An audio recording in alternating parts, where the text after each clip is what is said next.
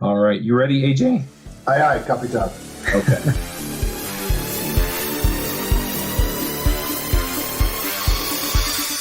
This episode is sponsored by Kendo UI. Kendo UI allows you to build better apps faster. They have a comprehensive library ranging from data grids and charts to buttons and sliders. Plus, you can use their components as plain JavaScript as well as in Angular, React, and Vue. They have a large collection of customizable popular themes like Bootstrap and Material. Go check them out at javascriptjabber.com/KendoUI. Hey everybody, and welcome to another episode of JavaScript Jabber. This week on our panel we have AJ O'Neill. Yo, coming at you live from Provo, Utah. I'm Charles Max Wood from devchat.tv, and this week we have a special guest, and that's Johannes Schickling. Hey everybody, excited to be here again. Yeah, it's been a while. I think last time we talked about GraphCool, and then I think we may have talked about Prisma at some point on Adventures in Angular. But you've had some pretty exciting stuff go on this year. Yeah, for sure. It has been quite busy last half a year for us, with plenty of launches, plenty of announcements, and lots of great feedback from the community. So I'm happy to share a bit more like the behind the scenes and like what's happened for us over the last couple of months. Yeah, absolutely. Let's talk really briefly about the seed round that you raised, and then we can go back and we can talk about GraphCool and morphing into Prisma and what you're working on now. Does that sound like a good progression? For sure. So let's dive in. So you guys raised a seed round. You were actually doing the press stuff when we were scheduled to record last week, so we rescheduled. Do you want to just fill us in on what's going on with that and how that went? For sure. And thanks again for being so flexible on the scheduling. So yeah, last Tuesday actually, and today is like Monday, May 21st. So last Tuesday on the 15th, we had our big announcement. Two big announcements actually. Like first, that we are rebranding from GraphCool into Prisma, and also that we've announced our seed round. So we've raised $4.5 million from some pretty good investors based here in San Francisco. So our seed round was led by Kleiner Perkins, which some of you might know. And we have a couple of other really great investors on board of related, very relevant companies. So we have the founder and CEO of Algolia. We have the founder of Site, Guillermo Rauch. We have the founder of Kong, and various other very interesting people on board that help us with their experience, and also just building the new kind of stack of software and development tools for the next decade. So we're super excited to have brought everybody together there. Cool. So what are you hoping to do with the seed money? That's mostly to grow the team. So right now, as we're speaking, we're 9 people. Towards the end of this year, we're almost going to double the team. And grow really, like different functions of the team, whether it's marketing to keep our docs up to date. Obviously, we're going to build a lot of database connectors, so we just need a lot of engineering capacity to build all of this software. Also to help with evangelizing, we're looking to hire dev advocates. And just also as growing a company, it's not just like programming, but like building a company is just like requires a lot of work. So also non-engineering roles that we're bringing on, and yeah, that's where most of the money is going to, really. Awesome. And all that work goes into making GraphQL and data layer stuff easier to do, right? Exactly. So this is where we just see like a huge opportunity and a huge change in the way how people build software, most specifically about build client server communication, service to service communication, and GraphQL just plays such an important role in that we think that we can provide so much value by building Prisma as a common data access layer that people can use in their own applications, that we are willing to put in a lot of work there. So maybe I can also at a later point and throughout this podcast speak a bit more about like what that specifically means. and how that provides value to how that provides value to developers. Since I think that's maybe not super straightforward when hearing the term data layer the first time. Yeah, absolutely. In fact, why don't we talk about what Prisma is? Yeah, for sure. So I think there are various ways to skin this cat. So one way would be, as you want to build as a developer, as you want to adopt GraphQL, there are two parts that you need to do. On the one hand, as you're building a React app or whatever front-end framework you're using, you want to consume a GraphQL API. So you're using maybe Apollo client, maybe Relay. So there's that front-end facing part of GraphQL. But to make use of that, you also need a GraphQL server. So there, like as everybody who wants to adopt GraphQL, you're gonna be you'll face the scenario that you need to build the GraphQL server.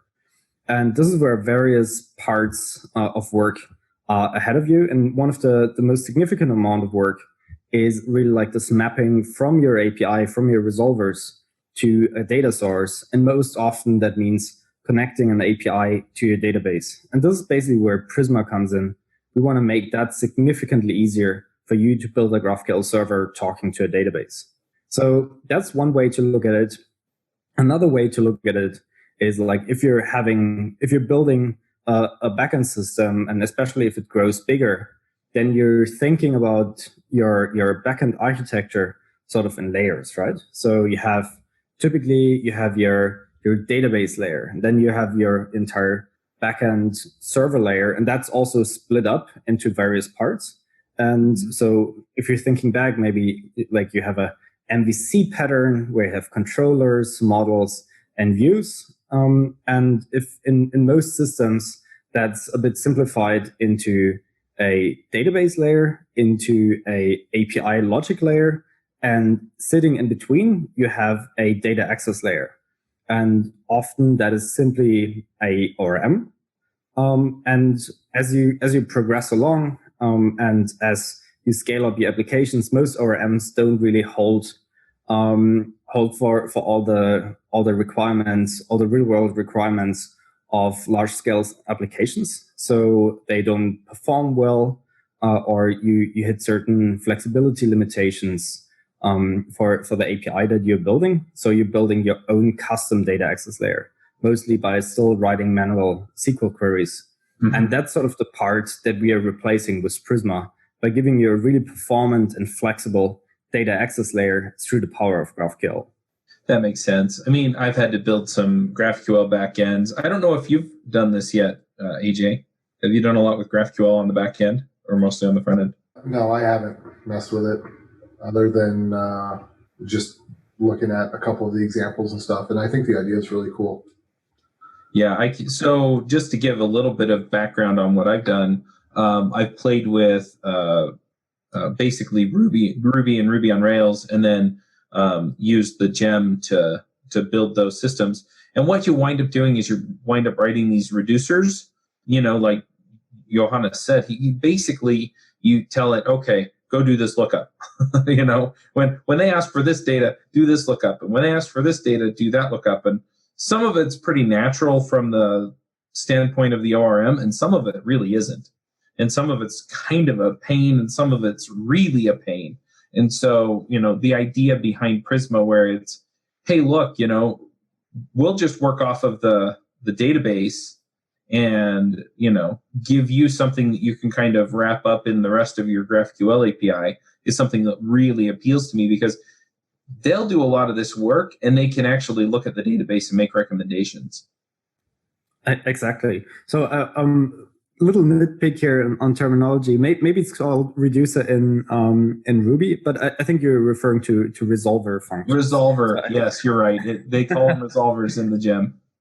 Right. So, and maybe one more thing to add there for the listeners, since one thing that we're seeing from a lot of people who are looking at Prisma is like that they not immediately understand why you would want to use Prisma. And I think that this is where we can really divide developers into two groups, like one group that has already tried to build a GraphQL server and the other group who hasn't.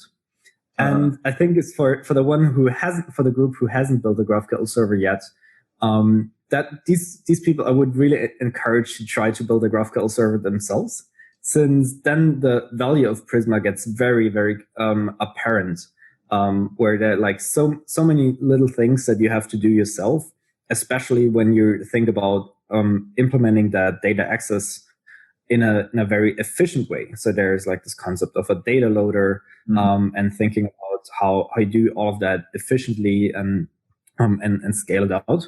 This is where Prisma gives you a really nice layer of abstraction that just allows you to frankly like delete code and keep you focused on building the business logic, and helps you to expose the schema that you want, while letting Prisma do the heavy lifting of resolving the data from your database. So I think that's really like what we've seen so far.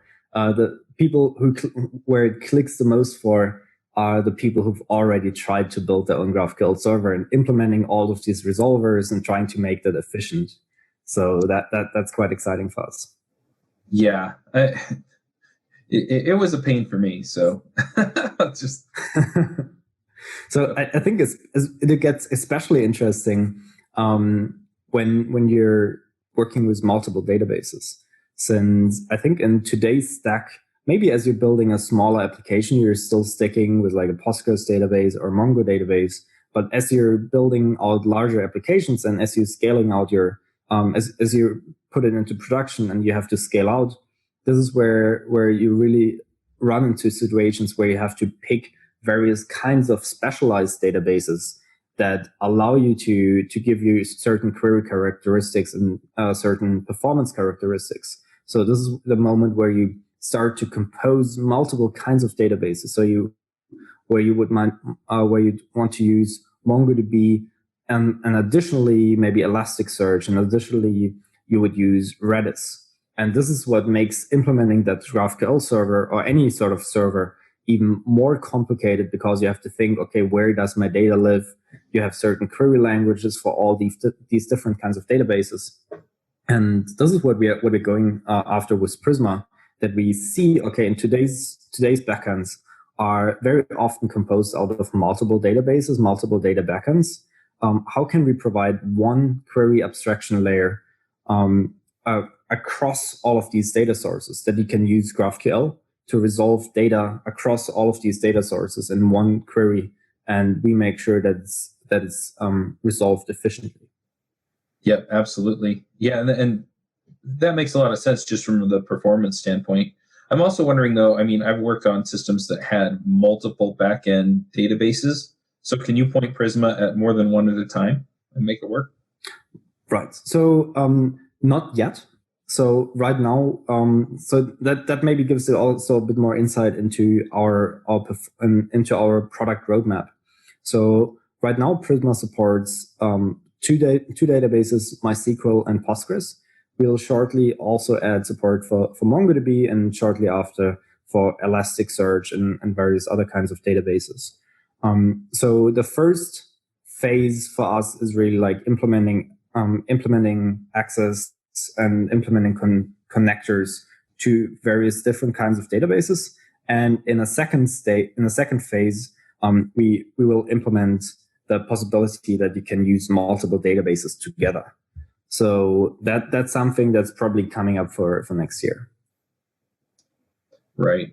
How do you control access to the GraphQL endpoint that Prisma gives you? Because it seems like, okay, I point it at my database, I set all the things up, and then what, right?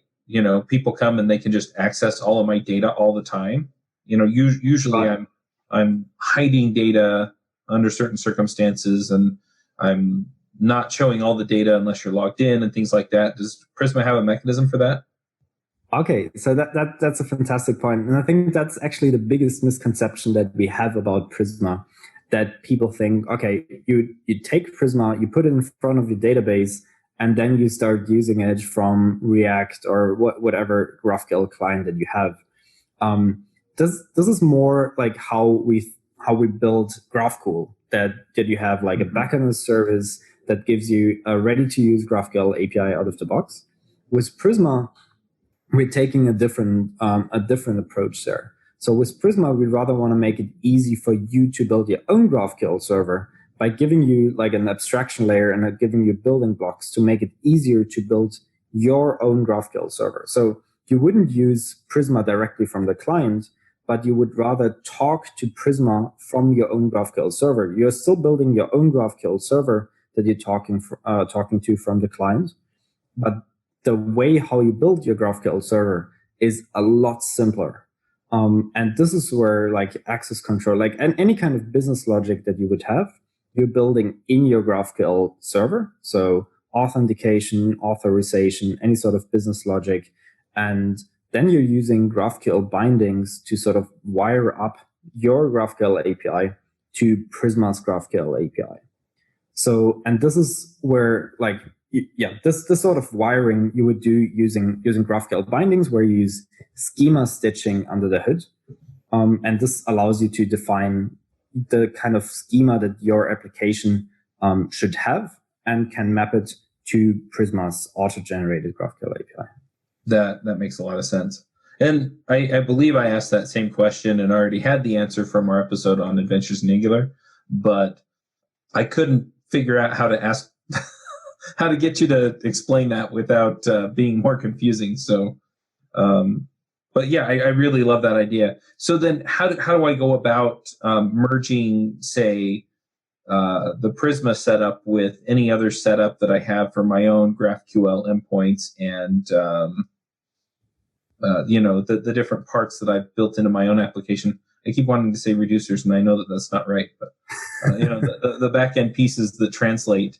Resolvers, yeah. Resolvers, yeah. So how do I blend my own resolvers then with Prisma? Right. So all of this is like super flexible and a very elegant solution that GraphQL offers to you. Like it's basically just leverage how you build your own GraphQL server. So on a high level, for people who are not familiar with how you build a GraphQL server, you basically have to do two things. First, you have to define what does your schema look like. So defining your schema, basically like, as you already know, like how you would define a schema for a database, it's very similar, but you define a schema for your application. So that basically means you're defining type definition. So you say a user has a name, which is of type string, and has like an age, which is of type float. And you're just defining like your entire schema for your application. So this is just the structural information. The second part that you have to do is implementing all of these resolver functions. So the resolver functions is basically just a map of functions that the function gets automatically called when a user's name is requested or a user's age is requested. And that's sort of a hierarchical structure that gets executed at the right time to resolve the data that you need.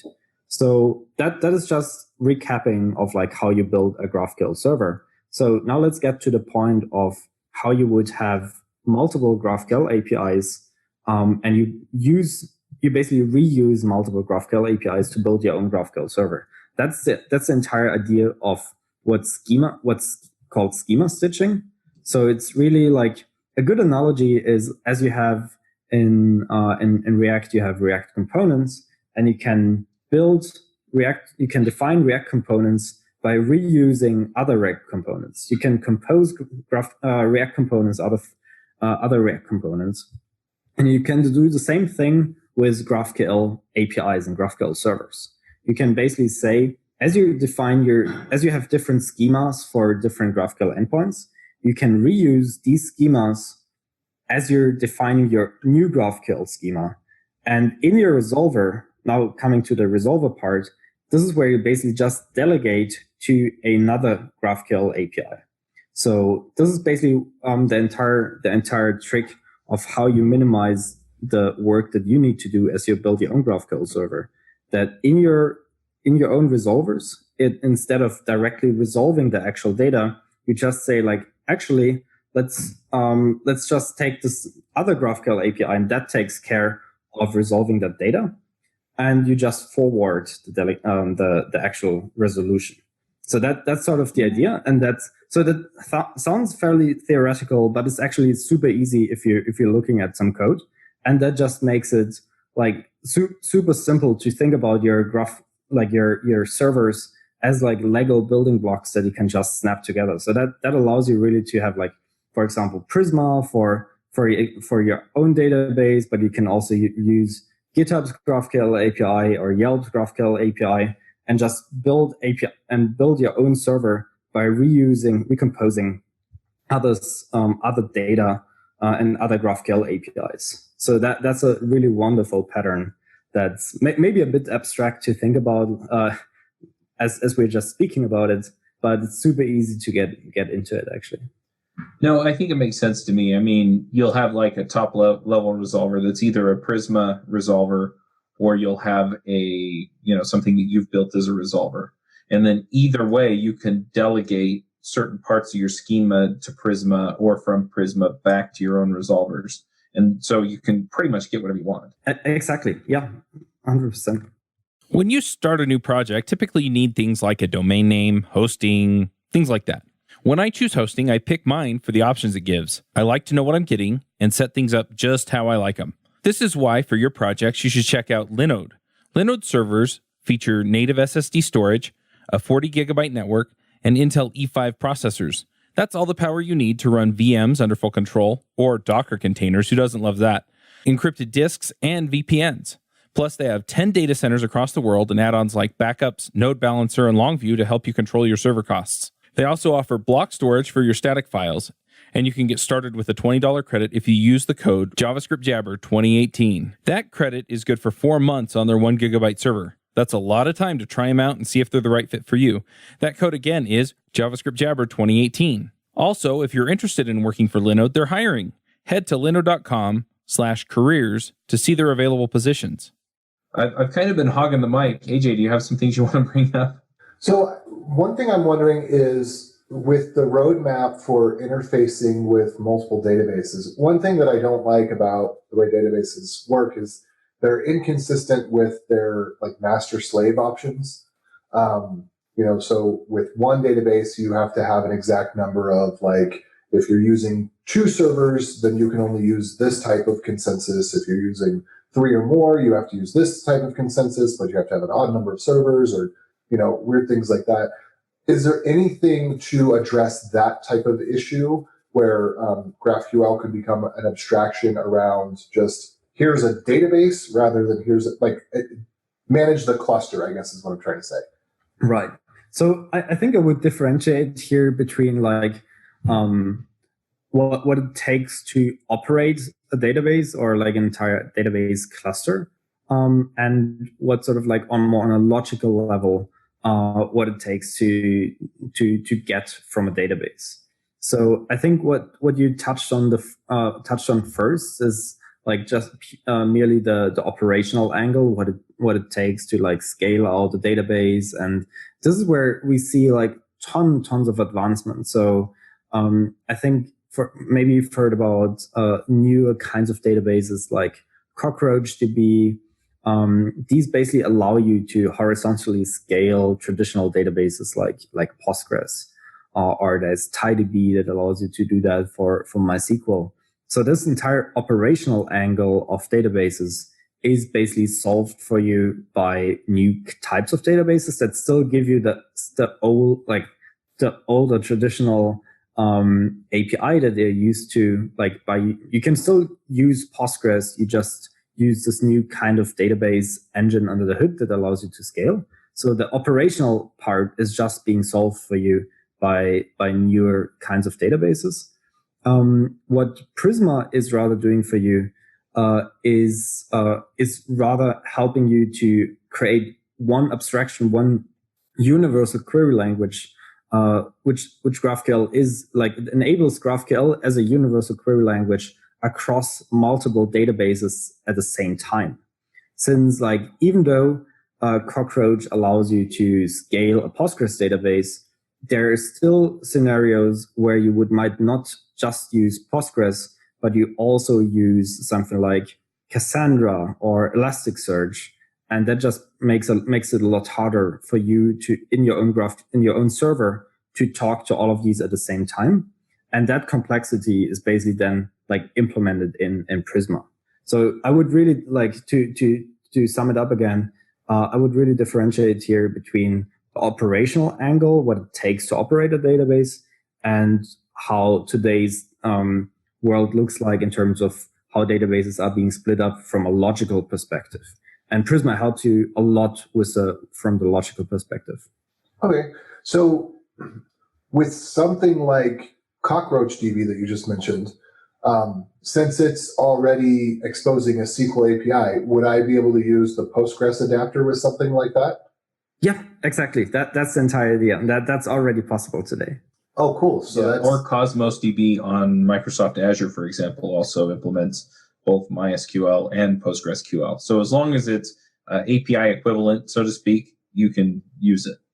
Exactly. Cosmos DB is a bit special in that sense because like a multi-model kinds of database, which is another type of database that is just evolving from multiple vendors. But yeah, that's exactly the idea. So is this something that people can try out now? Yeah, for sure. So you can basically just go to Prisma.io, click on the docs, and like there are various ways of how you can get started. There's also a fully hosted demo server that comes with a MySQL database that we host for you, just for you to basically get your hands dirty and try it out. And then you can like also host this yourself using Docker, using Kubernetes, or like you can hosting just works at various providers. You can use Heroku, you can use SiteNow, you can use anything that you want to host this, and super easy to get started. So is GraphQL itself then going away, or is this just kind of what GraphQL would run on top of? So Prisma is really the core of like what we've developed with GraphQL. So the general idea that we see is like we still have like a lot of adoption for GraphQL, and that's not going away. So we see a lot of front-end developers mostly looking into GraphQL, that they get a backend up and running really quickly, maybe for prototyping or maybe just for smaller applications that they're building. And what we then see is like for the more serious types of applications, this is where you can then take your GraphQL backend and migrate it over to Prisma. That gives you more control and more flexibility as you're building it. So you would rather see that like as a two-step process. You're starting out with GraphQL. If it's enough for you, you're sticking with GraphQL. And if you need more flexibility and more control, you'd be using Prisma. Mm-hmm. So the thing I was going to ask is, do the people that are building this, are they like familiar with the what do you call it, relational algebra? Are they is the GraphQL stuff? Well, or you're not? Are you dealing with the relational algebra stuff at this layer? That's what I want to ask. Or is that all the GraphQL spec, and this is just the resolver pieces? Right. I think that's a great question. That brings us back to the part about this logical abstraction that Prisma helps you with. Since we think that what you've described with this relational algebra, that's like specifically for relational databases, but every different type of database has like different ways to look at it. But ultimately, what you really care about is like sending a query to that database and getting data back. And we think GraphQL optimized, which is what you've been talking about too. Right. So I think there are two ways of in terms of optimization. One is like how do you store the data, and one is how do you query the data. And obviously, how you store it influences how you query it. But we can basically provide a different layer of abstraction. That's exactly what Prisma is.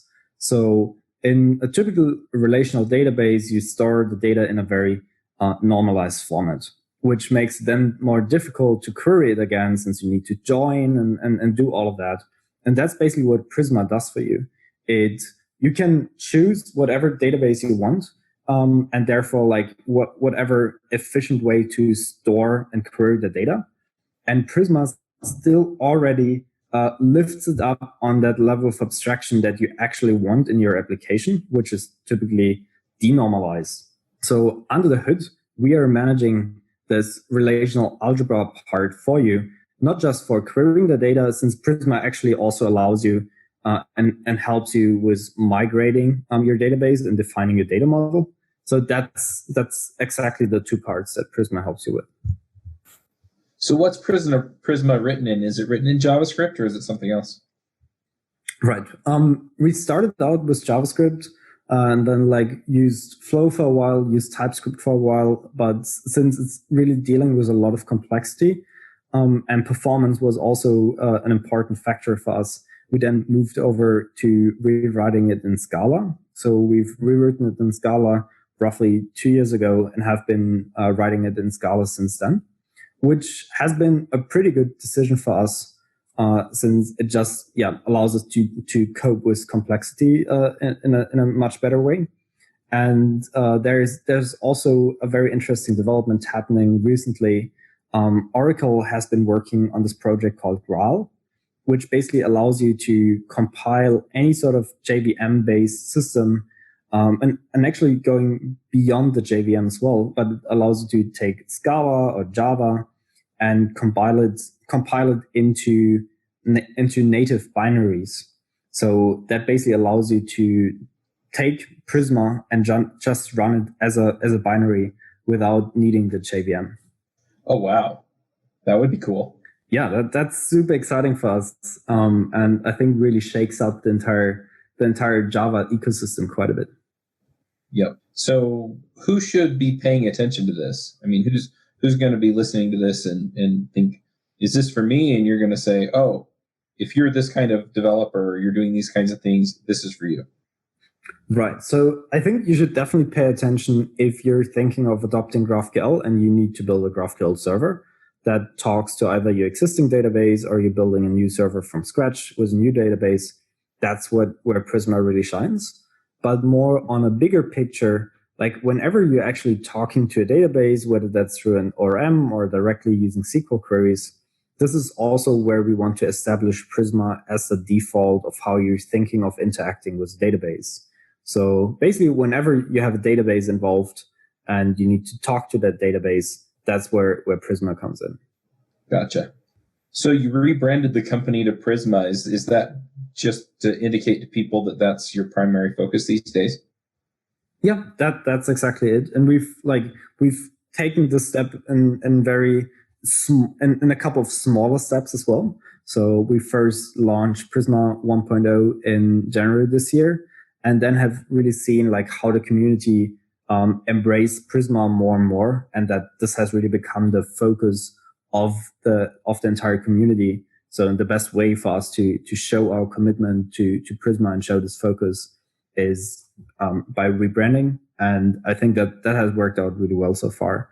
And I think it's all about sending a coherent message to developers. And that's what a lot of other languages or tools have already done. MongoDB has done the same things a couple of years ago, and we just followed that example. Yeah, I don't even remember what they were called before MongoDB, though I do remember the rebrand before. What was that? Tenzen. That's right. So are you aware of anyone using this in production? So we're currently helping a bunch of bigger companies to roll this out in production. There's, for example, a UK company called Lad Bible, which is already using this in production, gets millions of queries on that.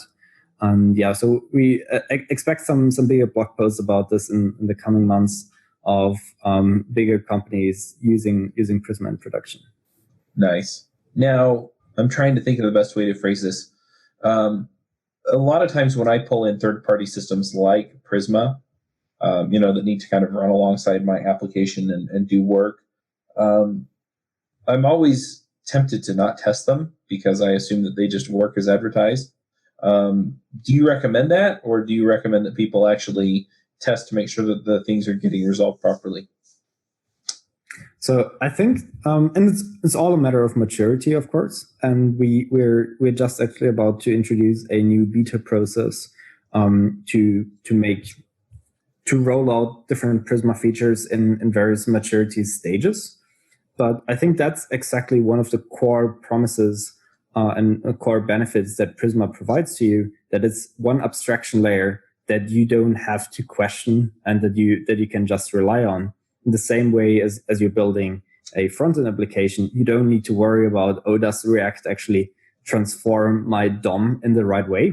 And that's exactly how we think about the data access through Prisma. Of course, like Prisma incorporates a ton of different edge cases, and that creates a lot of value, but also we need to make sure that all of these are implemented correctly. So we are writing a ton of tests, and that just means that there sometimes are bugs, but generally we're moving to a world where all of that is just very reliable and rock solid.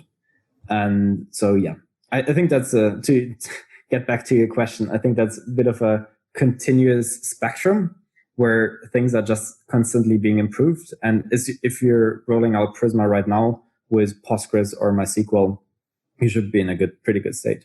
So what are the next things you're working on adding? Is it other databases, or are there other features you're working on adding as well? Right. So that's basically we're thinking there in three dimensions. So one, it's about adding support for more databases. Second, it's about solidifying the core that we already do have. So there are a couple of features that we have not yet implemented. For example, polymorphic relations or various other types of data access that just make it easier for you to work with data around aggregations and similar things. And the third part is just the adjacent tooling ecosystem. So for example, right now to use Prisma, the easiest way to do that is in the Node ecosystem. But we see so much demand in the Go ecosystem, in the Java ecosystem, the Ruby ecosystem. So it's really a high priority for us to bring support, to build out the necessary GraphQL tooling in these other language communities as well. So these are the three focus areas for us. All right. Well, let's go ahead and do some picks then. Do you run your own freelance business? Or maybe you're thinking about picking up some business on the side? Well, then you need FreshBooks. FreshBooks is the quickest and easiest way to get invoices out to your clients. It's easy to use. It works anywhere, available from any device, on the desktop, iPhone, iPad, Android, and all of your data is backed up and secure. And it makes it really easy to get organized and get paid. You'll be tracking time, logging expenses, and invoicing your clients in no time. You can also save time billing, freeing up several days per month to focus on the work that you love, and you get paid faster. FreshBooks customers are paid on average 5 days faster because there's a link on the invoice that says pay me now. And it's a great way to grow your business. Plus, FreshBooks is offering a 30-day trial. That's right, 30-day trial if you try them out. So go to gofreshbooks.com/devchat and enter devchat in the How Did You Hear About Us section. Once again, for a 30-day trial, go to gofreshbooks.com/devchat and enter devchat in the How Did You Hear About Us section. All right, so I'm going to do a couple of picks. One of my picks is Audible, audible.com. I'm sure I picked it on the show before. I've been doing a lot of audiobook listening lately. I listen to a lot of podcasts too, but I set a limit to myself because I found myself buying books on Audible and then listening to podcasts. And so, and a lot of these books I wanted to read, and I just was like, okay, how do I prioritize this? So I've determined that for every 2 hours of audiobook listening, I can listen to one podcast episode.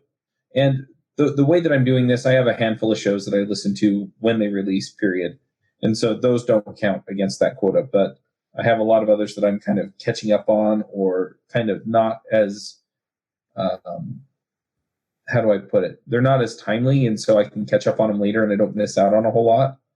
And so those are the ones that I've been, pushing off. So I've really been enjoying that. The book I'm listening to right now is called The 5 Love Languages for Children. And the 5 Love Languages book is pretty well known, as far as, how you communicate your love to your romantic partner or to, other family members, adult family members. 5 Love Languages for Children is basically how you relate to your own children, or if you are, maybe you're in a position with nieces and nephews or whatever, and you want to deepen that relationship, you can use the techniques in the book to figure out how they understand love, and then, express it to them in the way that's most natural to them. And I've been really enjoying it. I have 5 kids, so that plays nicely there. It makes my life better, I guess I should say. But yeah, it's been a really terrific thing. And then another one is I've been finding that there are a bunch of backyard homesteader Facebook groups, and my yard has been a mess for years. And so we're finally, we basically hit the reset button. So we sprayed weed killer on the grass to kill the grass. And all of the weeds. Our lawn was basically 75% weeds, so we just killed it all. And anyway, these folks in the group, it's Utah Backyard Homesteaders is the one that I'm a member of. They have been terrific as far as what plants should I be looking at, what trees should I be looking at to plant.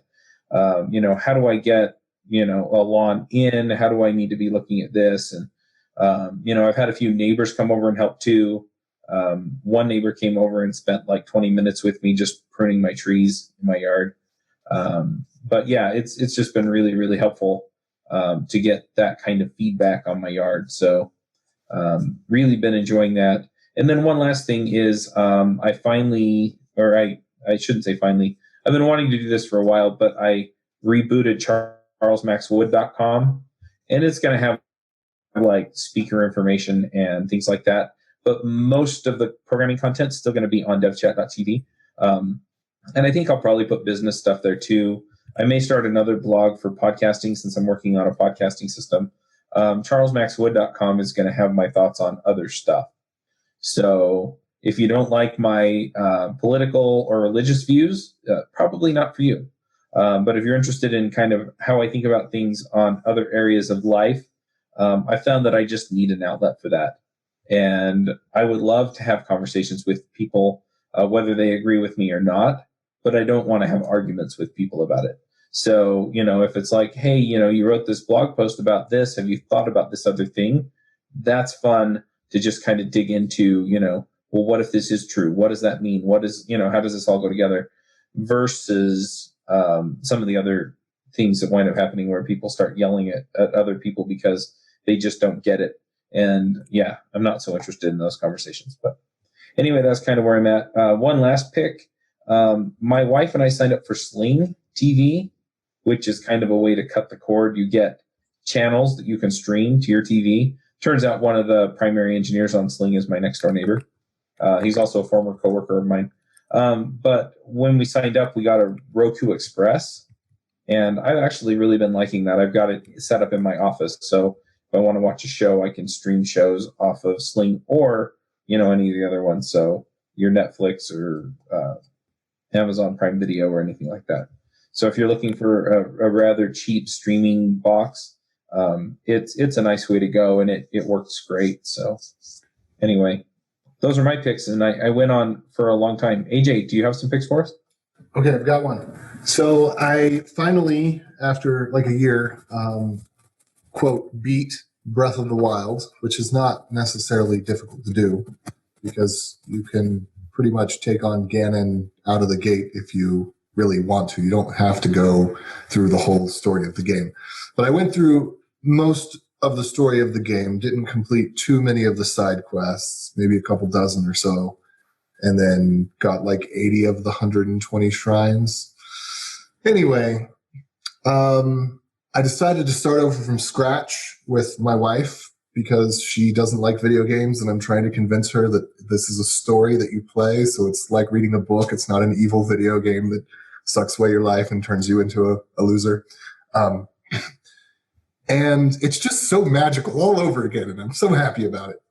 So if you're not into Zelda, I don't know what's wrong with you, but you should fix it. See a doctor if you need to.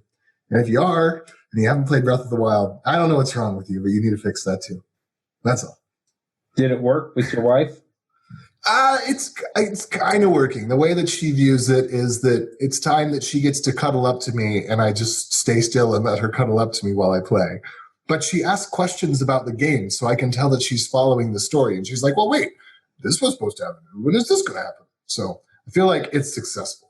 There you go. All right, Johannes, what are your picks?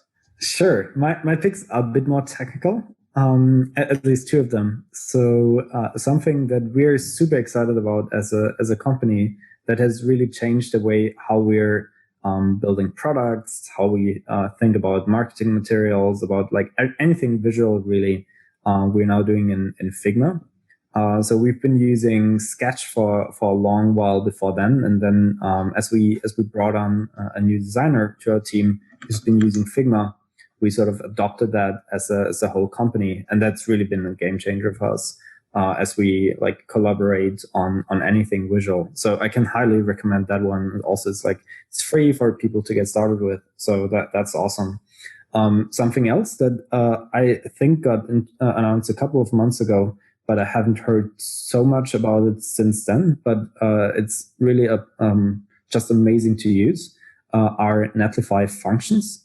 So I guess that most of the listeners are familiar with Netlify as a way to host your static websites, React apps, etc. But they also support Lambda functions now. So you can basically just within your React app you can put in like some JavaScript code or Go code. And that will be deployed as Netlify automatically deploys that as Lambda functions for you. So that's an awesome way to build to build a bit of business logic around your applications. So I can highly recommend that one. And as a last pick, in a bit less than a month from now, in roughly 3 weeks, there will be the GraphQL Europe conference in Berlin. Where we have some really fantastic speakers, like the creators of GraphQL and various companies who are running GraphQL in production now for a couple of years, share their experiences. There will be some announcements around new technologies or new projects within the GraphQL ecosystem. So for anybody who's looking for an excuse to come out to Berlin, you can get tickets on graphqleurope.org. Awesome. Now, on the Netlify functions, are those hosted at Amazon or on Netlify? Right. So right now, Netlify supports Lambda functions. So it basically, for you under the hood, deploys them to Lambda. I think they're also working on support for Azure functions and various other providers. So they run on AWS right now. Very cool. All right. Well, if people want to follow you online, see what you're working on these days, I'm assuming you're on Twitter and GitHub. Do you blog as well? Where is all that stuff? I wish I would have the time to blog. I think my last blog post was like from 2014 or so. So that's not super up to date. But I'm fairly active on Twitter and also on GitHub. So Twitter, that's _Schickling. That's my last name. I guess you can find it in the show notes. I guess that's the best place to find me, or just in our community Slack. So we have a Slack with almost 10,000 Prisma users, and so you can also join there on like slack.prisma.io and just ping me there. Very cool. All right. Well, we'll go ahead and wrap this up. Thank you for coming. For sure. It was awesome to be here again. All right. Well, we will catch everyone next week. Bandwidth for this segment is provided by CacheFly, the world's fastest CDN. Deliver your content fast with CacheFly. Visit CACHEFLY.com to learn more.